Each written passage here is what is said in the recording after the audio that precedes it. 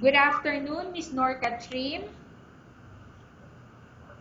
Good afternoon po, ma'am. Okay, Miss Norkatrim, can you tell me about yourself? Yes, ma'am.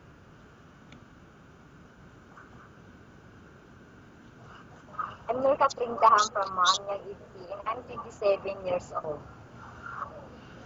Okay, I have few questions for you to answer, so let's start. Why do you want to work as a maid? Because, ma'am, I want to help my family in terms of financial problems. Why you choose Malaysia when there is a lot of other country? Because, ma'am, Malaysia is near to our country, and the culture are the same to us. How are you qualified for this job? I'm hardworking, ma'am, and also I train my agency. May I know what is your education level is? I'm graduate, high school graduate, ma'am. What is your recent working experience? Uh, I've been already take care of my as a maid before in take care of babies, ma'am. Okay, so you work as a housemaid. Yes. Have you worked abroad before? No, ma'am. Do you have experience of taking care of baby? Yes, ma'am, because I will take care of my two kids only. Okay. What about older people? Do you have also experience taking care of an elder? Yes, ma'am. I also take care of my grandmother. How old is your grandmother when you take care of her? 78, ma'am. Do you have any other special skills? Yes, ma'am. May I know what special skills do you have? Uh, Cleaning the house, ma'am, and also planning the yeah. I'm also plan taking of plans. Okay. Are you willing to learn new skills? Yes, ma'am. Are you willing to work with a family where the mother-in-law or any relatives stay together? Repeat, ma'am. Okay.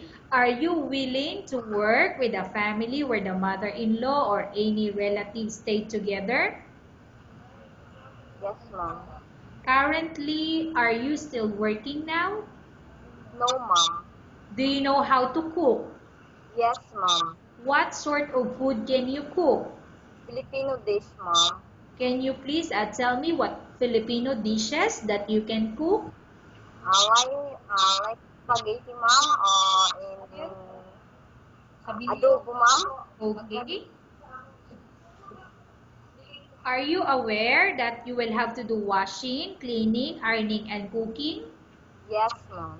From all the house chores or household work such as cooking, cleaning, ironing, and washing, which do you like most? Cleaning and cooking, ma'am.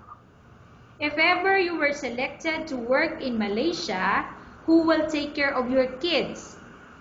My mother-in-law, ma'am. You are not allowed to use handphone during working hours. Yes, ma'am. You are only allowed to use handphone after you finish all the works and when going to bed. Yes, ma'am. You are strictly needed to surrender the handphone to your employer in the morning, and your employer will return back to you once you're going to bed. Yes, ma'am.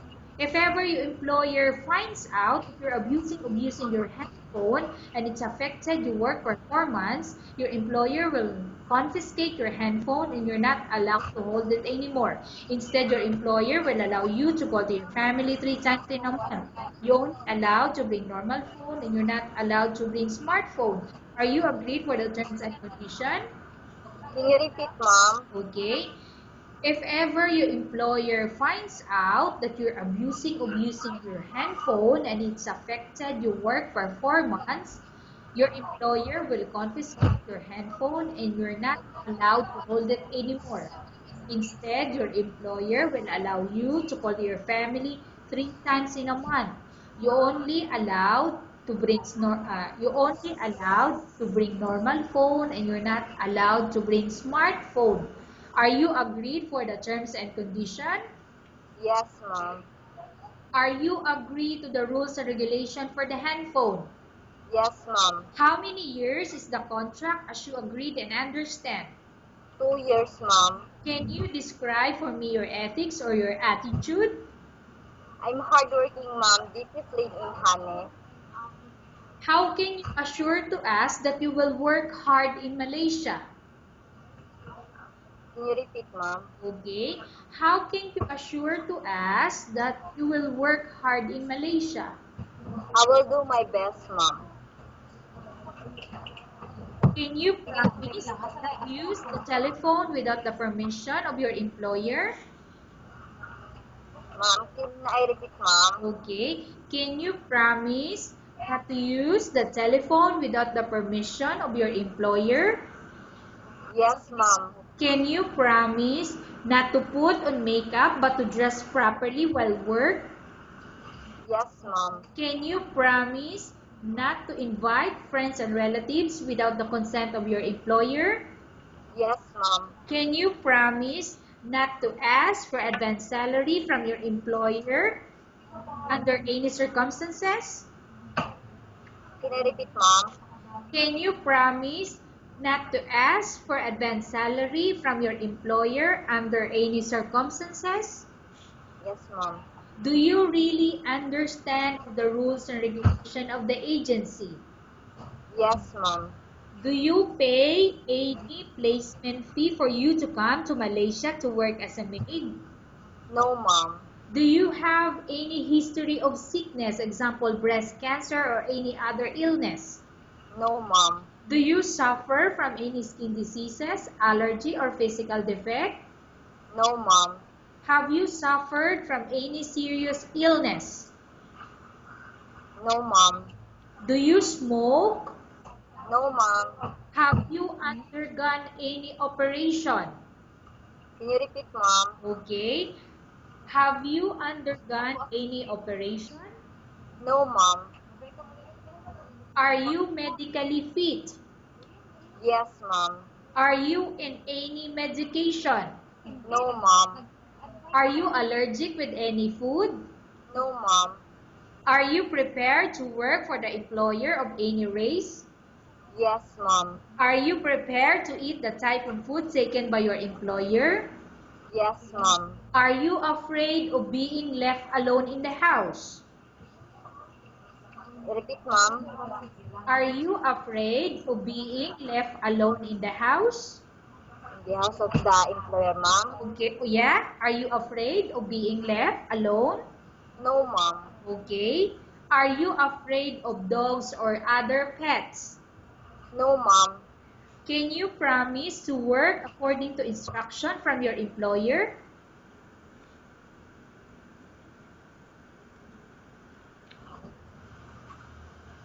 Miss Norkatrim, Yes, ma'am. can you please answer the question?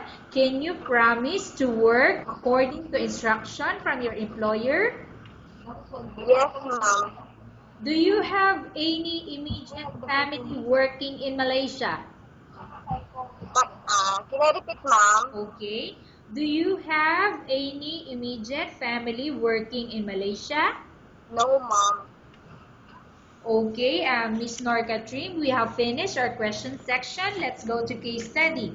I have a case study for you and I want you to answer me truthfully. Yes, Upon ma'am. arrival in Malaysia, within 6 months, if ever any of your family members pass away, what will you do? Will you continue to work till finish your contract or you will go back? I will finish my 2 years contract, ma'am. Tell us about yourself and why do you want to work in Malaysia as domestic helper? I'm Nurkatrim Daham, 27 years old, as domestic helper. Okay, Miss Norkatrim, what do you want to tell to your employer who watching your video?